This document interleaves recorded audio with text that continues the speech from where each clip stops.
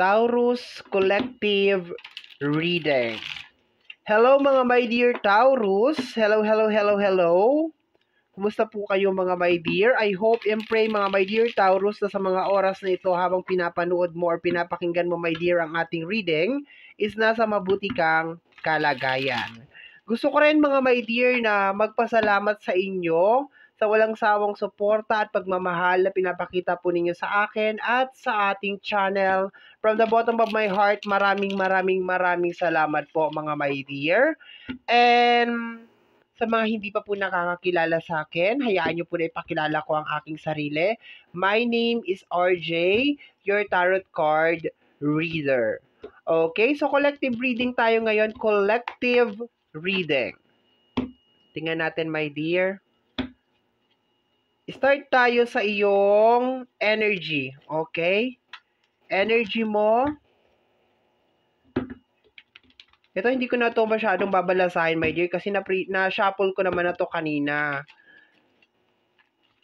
Kakat na lang natin into 3. Na-shuffle ko na to. Tingnan natin, my dear. Start tayo sa energy mo. Taurus. The Death card. The Page of Cups. Okay. So,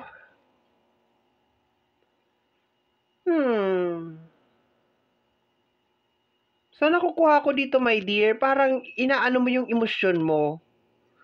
Parang may something na nangyayari sa emosyon mo dito, my dear. Parang kinokontrol mo yung, ayoko naman sabihin, my dear Taurus, na pinapatay mo yung emosyon mo. May something na nangyayari sa loob ng emosyon mo and then pinapatay mo siya. Okay? Parang naglalagay ka ng naglalagay ka ng blockage. Hindi ko alam kung magiging maganda ba to or hindi. Kasi posible din, my dear, na baka meron kang mga nararamdaman sa katawan mo na binabaliwala mo. Parang nagiging manhid yung nakukuha ko dito, my dear. I just hope, my dear Taurus, na sa emotion lang to. Okay? Maging aware ka din, my dear, sa kalusugan mo. Okay? Pero super ang nakukuha ko dito is yung iyong emotion is nagiging manhid, nagiging flat. Okay?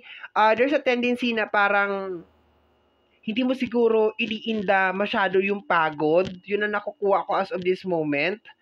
Or if just in case na parang maganda siya pagdating sa usapin ng, alam mo, may Taurus, yung parang pagiging sensitive. Maganda tong card na to kasi hindi ka sensitive. Ibig sabihin kung meron na sinasabi yung ibang tao or baka merong nangyayari sa paligid mo, hindi ka sensitive, hindi ka masyadong sensitive. Pero may nararamdaman ako na parang hindi maganda. Parang gano'n na nakukuha ko dito, my dear. Okay?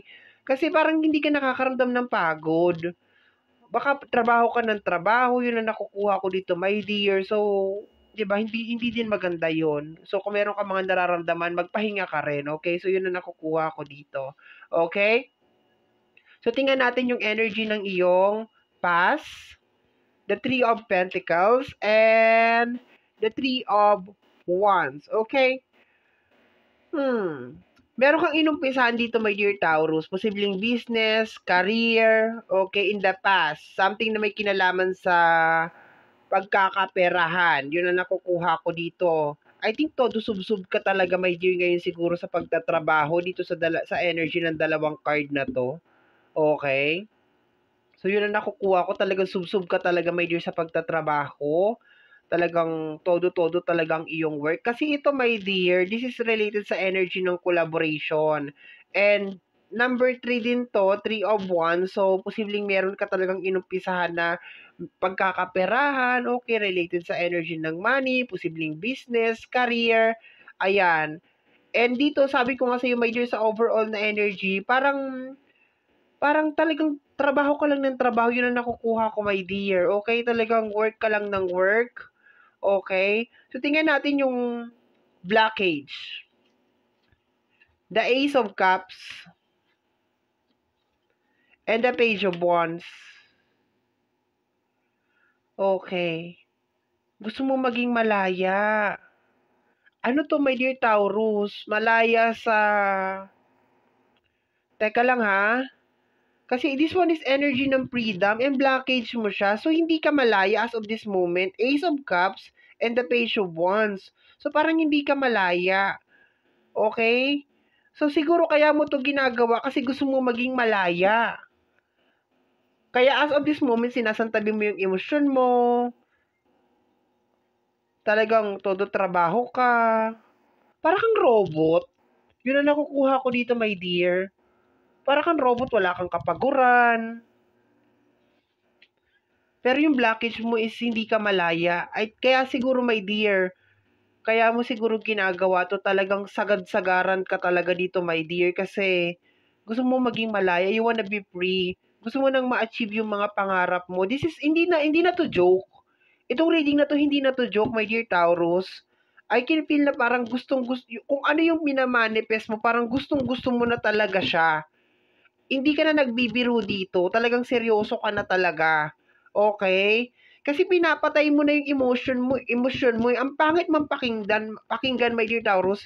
Pero talagang pangit man pakinggan, sasabihin ko ba? Pero parang pinapatay mo yung sarili mo dito, my dear. Yun ang nakukuha ko para ma-achieve mo lang yung gusto mong ma-achieve. And may kinalaman yun sa freedom. Kasi nakukuha ko dito, my dear, parang nonsense na nabubuhay ka kung hindi ka naman malaya.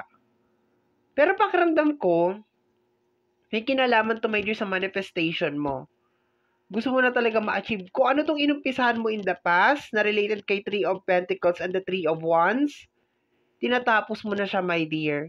Kiniklaim mo na talaga siya. Yun lang, my dear Taurus, ha? Yung health.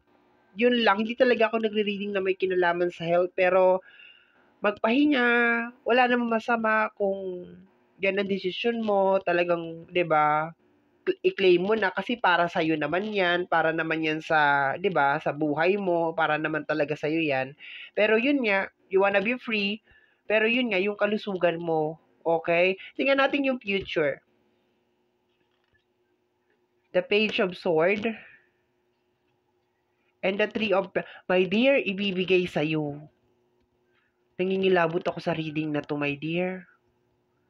Basta yung kalusugan mo, my dear, ha? Bakit ganun? Parang naiiyak ako. Okay.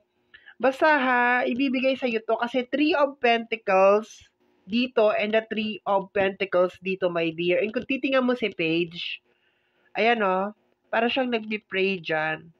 So something, my dear, na talagang dinadasal mo ang ibibigay sa iyo. Yun lang, my dear.